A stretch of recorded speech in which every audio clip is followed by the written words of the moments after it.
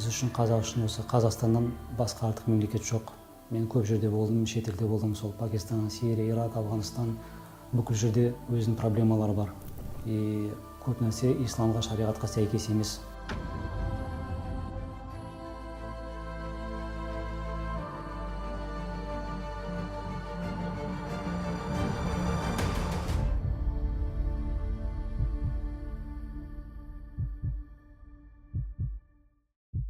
Ең үлкен проблема сол вахабилік сенімде сондай бір нелер бар, моменттар, ловушка.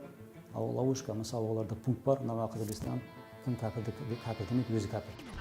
Бақтияр Ыбыраев халықаралық террорлық ұйым құрамында болған. Сот үкімімен жазасын өтеп жатыр. Светский мемлекетте емес, мен 100% шариғи мемлекетті тапқым келеді деп, мысалы үшін 2007 жылы мен Мысырға бардым. Каир қаласында оқуға бастадық, енді бірақ ондай заңсыз марказдар көп, жастар көп.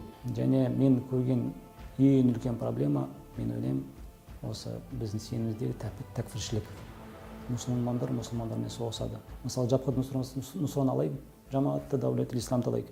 Екеуі де ақидалары былай қарасаң бірдей. Бір кітаптарды оқиды. Вахабилық ақидада сол салафиміз дейді ғой. Мұхаммад ат-Тамими ибн Абдул-Вахаб деген Таухид деген кітап бар. Бұлар да соны оқиды, бұлар да соны оқиды. Намаз оқулары бәрі бірдей, мазхаб ұстанбайды. Бірақ бір саяси бір келіспеушілік болып қалды.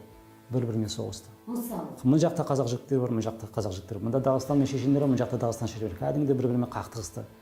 Кәдімгі әскермен қалай соғысады? Мысалы, мынау фронт, пушкалары бар, пулеметтері бар, бір-бірін кәдімгі ұрады, өлтіреді, қырады, жояды, бір-бірінің қандарын адал қылады. Қаласының убеждениесі, сенімдері бәрі бірдей, бірақ бәрі бір-бірін өлтіріп жатыр. Адамдар неге түсіп қалады бұл ловушкаға? Ол қорқады енді. Мен қазір бұны кәпір демесем, мен өзім кәпір болып қаламын деп, ол ловушка, получается, психологически видео түсіреді. Ол жерде олар нені қолданады? Эмоция. Екінші, ол жерде астынан жазу болады. Сіз ол жазуды оқисыз. Үшінші, бір музыка. Соған байланысты. Осы бәрі бірігіп, адамда подсознание деген нәрсе бар. Соны миына кіріп кетеді екен. Миында адамда, мысалы, неокортекс деген жер бар екен, сол ішінде нейрондар бар екен, неше түрлі. Сол бәрі қалып қояды.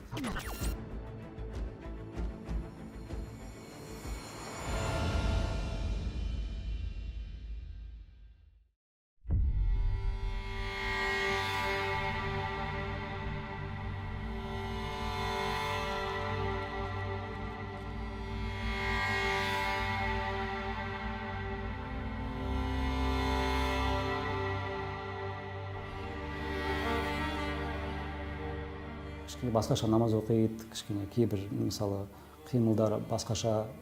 Жас қызғаны ғой, жақындап сұрайсың, неге сен қолыңды көтере бересің, неге әминді дауыстап айтасың деп, олар бұл сүннет дейді. И автоматически адам екінші ловушкаға түсіп қалады. Қандай? Ол ойлайды, так, егер намаз болса, мынау сүннет болса, значит намаз сүннетке сәйкес емес болып тұр ма? Уже сомнение болып қалады, ол уже ловушка, түсінесіз ба?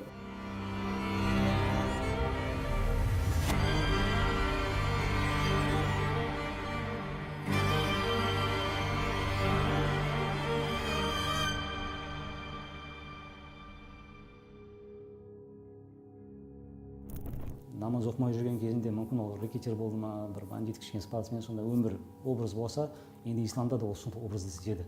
Енді кішкене сақалмен, автоматпен дегенде кішкене. Ең проблема не? Олар сондай тәкфирлік ақида оларға бекдина, оларды еще ахлу хава деп айтатын кейбіреулері, следующий своим страстям дейді ғой. Не? Олар осы дүниенің кейбір нәрселерін алу үшін өзіне, нәпстерін тыю үшін, мысалы нету үшін, қандыру үшін олар шариғ үкімдерді қолданады. Мысалы, ол ұрлағысы келеді, бұл кісіден мәшинесін, мысалы үшін. Ол не істеу керек? Ол адамды кәпір дейді. Кәпірдің малы, қаны адал деп, ананы өлтіріп, ананың мәшинесін алып қою мүмкін. То есть не? Адам дінді қолданады. Жалпы саясат, былай қарасаң, үлкен саясат бар. Мұсылмандарды қолданып жатыр бір саясатты. И іштегі адамдардың каждый личный өзінің саясаты бар екен.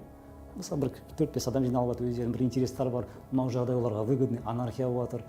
Бұрын олар бандит сияқты болып жүрді, мысалы, мынау убежденияларға сәйкес, и олар может даже бұл сенім олар қатты керек емес, бірақ оларды қолданады, сондай образ өмірмен өмір сүріп жүр. Олар мүмкін осы бағытты таңдады сол үшін. Басқалары шынайы сеніп жүр, бірақ адасып жүр. Дінді дұрыс түсінбеген біз сияқты мұсылмандарды, осы біздің бауырларды саясатта қолданады. Прокси әскер ретінде өзінің геополитикалық па, сол жердің байлығы үшін ба, өз саясат үшін мұсылмандарды қолданады.